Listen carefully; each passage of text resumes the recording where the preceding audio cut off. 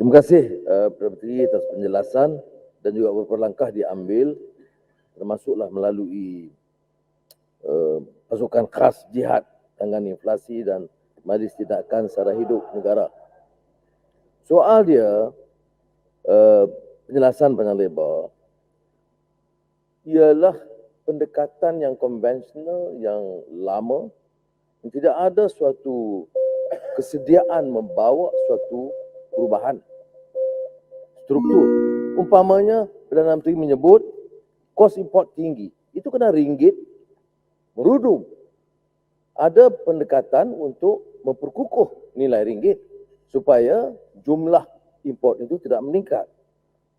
Kemudian soal subsidi minyak. Kita mampu menurunkan harga minyak kalau pendekatan itu cara tersasar. Sekarang ini manfaat minyak itu diperoleh oleh semua. Harga asing disebut oleh Perdana Menteri dan juga T20.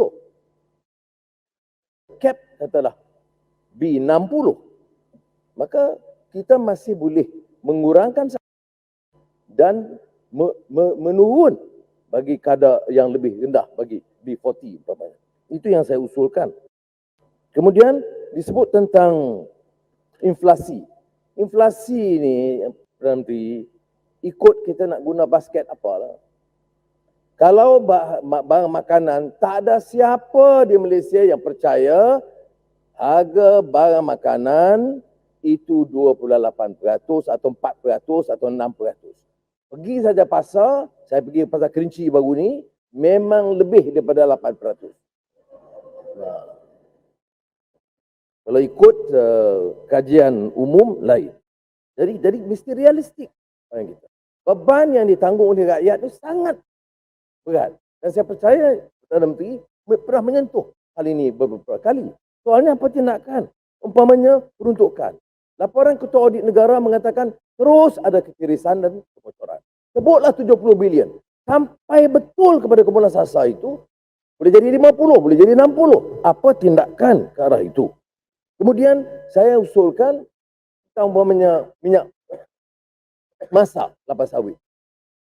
Mengapa tidak ada kesediaan menekan syarikat-syarikat besar yang untungnya berbilion ringgit dan memastikan ada kota penjualan dalam negeri dengan harga yang lebih rendah, bukan harga pasaran antarabangsa.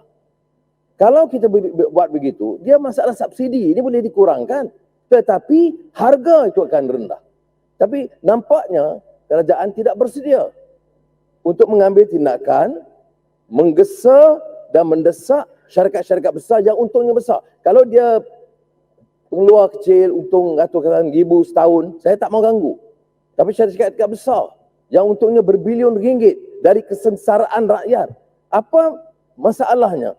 Nak letakkan kota 10-15% supaya memaksa mereka menjual dengan harga yang lebih rendah kepada rakyat. Jadi ini saya harap Yang Perdana Menteri boleh memberi penjelasan tindakan yang diambil secara menyeluruh dan tidak hanya bicara soal subsidi, termasuk subsidi kepada orang kaya. Terima kasih, Yang Hormat. Terima kasih, Yang Berhormat. Dari segi subsidi bersasar, saya pun dah sebut tadi, bermula daripada beberapa kajian dah. Tapi sampai sekarang masih belum boleh dilaksanakan. Dan kajian hari ini juga telah pun dan sedang merangka subsidi bersasar tersebut. Tetapi mekanisme supaya tidak ada yang tercicir, tidak ada yang tertinggal. Jadi sedang mencari mekanisme yang sesuai supaya semua yang berhak mendapat subsidi akan mendapat subsidi.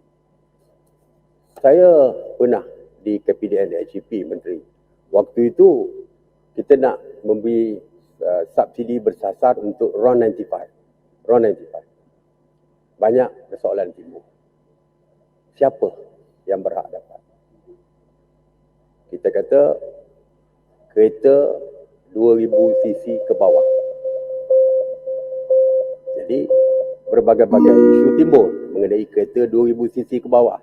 Sebagai contoh, dekat kampung, Pak Imam kampung kita pakai Volvo 2000 lebih, tapi harga Volvo tu RM10,000.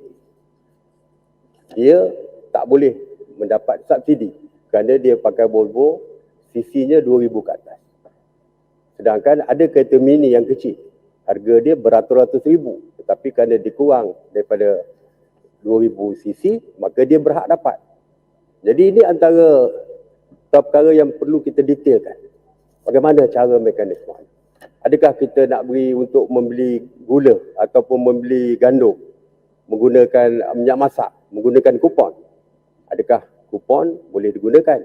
Ataupun nak gunakan MyCard untuk membeli dan sebagainya. Jadi ini yang sedang kita perincikan. Saya setuju dengan Yang Berhormat. InsyaAllah kita akan bentangkan di sini apakah cara yang kita akan gunakan dari segi subsidi bersasar. Memang kajian kerugian besar akibat subsidi yang tersasar dan tidak bersasar ini. Kerana semua pihak menikmati subsidi yang kita sepatutnya khususkan untuk golongan yang berhak untuk mendapat, iaitu golongan miskin. Saya tadi sebut pasal minyak masak, Yang Berhormat. Saya sependapat dengan Yang Berhormat. Minyak masak ni banyak diselewengkan. Yang pertamanya kerana harga terlampau rendah, RM2.50. Bayangkan harga sebenar RM9. Kalau penyelundup bawa keluar dan jual harga RM5 saja, dia dah untung RM2.50 satu paket. Jadi perniagaan yang sangat menguntungkan bagi penyelundup. Sebab itu kita sekarang sedang mengambil tindakan. Yang pertama, daripada punca minyak masak itu dikeluarkan. Seperti kata Yang Berhormat, pengilang-pengilang. Kita akan audit pengilang-pengilang. Kita akan dapatkan detail siapa pembeli minyak masak ini daripada mereka. Yang paling susah, yang paling senang menyeleweng sebagai contoh, repackers, pembungkus minyak. Mereka diberi kebenaran untuk membungkus 1 tan minyak masak contohnya. Kemana minyak masak itu dihantar?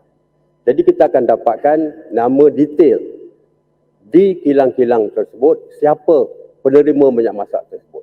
Dan kita akan cek semula. Bila ni Perdana Menteri, orang faham susah nak kaji sampai mana. Bukan kaji dah ni.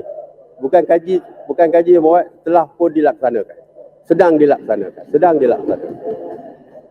Jadi kita akan dapatkan nama yang dibekalkan dan kita akan cek dengan pembekal tu berapa banyak dia dapat. Sebab kadang-kadang tak sampai ke pembekal, seperti yang Muhammad sebut tadi, tak sampai ke pembekal, daripada kilang bawa ke lain. Jadi kita akan dapatkan detail untuk memastikan tiada penyelewengan. Yang kedua, sempadan. Isu di sempadan ni, Yang Berhormat, waktu saya jadi Menteri KPDN dulu, saya berjumpa dengan pihak penguatkuasa di sempadan. Penyelundupan barangan ini dari segi prioriti je, jatuh nombor 5, nombor 6. Nombor 1, penyelundupan dadah, penyelundupan senjata, perdagangan manusia, penyelundupan orang dan sebagainya. Ini yang prioriti kepada penguatkuasa di sempadan. Tetapi setelah perkara ini berlaku penyelewengan yang begitu teruk, banyak minyak-minyak dijual di Thailand dan sebagainya, kita telah mengeluarkan arahan supaya bukan saja pihak penguatkuasa KPDN HEP yang ditugaskan untuk mengawal minyak masak ini, tapi juga pihak polis, pihak tentera juga akan terlibat dari segi pengawalan supaya minyak ini tidak sampai keluar daripada sampai ke negara lain. Yang susah nak dikawal ni, Yang Berhormat, ini praktikal lah, kita bercakap soal praktikal. Minyak masak paket untuk penggunaan rumah. Tapi pengusaha-pengusaha restoran besar menggunakannya. Dan satu lagi yang agak sukar kita nak kawal, Yang Berhormat, kalau Yang Berhormat mengawal minyak ni pun takkan sampai hati nak ambil tindakan. Makcik-makcik yang jual goreng pisang, mereka tak boleh menggunakan minyak masak untuk kegunaan jual goreng pisang. Itu salah. Sebab minyak masak paket ini tidak boleh untuk komersial. Jadi salah. Tapi adakah penguatkuasa nak saman makcik tukang masak ni atau rampas minyak masak mereka? Nanti dituduh kita zalim pula kepada rakyat yang miskin ini, yang nak menjual kais pagi, makan pagi ni. Jadi bukan sesuatu yang mudah seperti ABC, tetapi ada perkara yang kita perlu pertimbangkan. Tapi percayalah, Yang Berhormat, kajian tidak berdiam diri. Perdana Menteri tidak boleh dikatakan tak melakukan apa-apa tindakan. InsyaAllah kita akan lakukan yang terbaik untuk negara.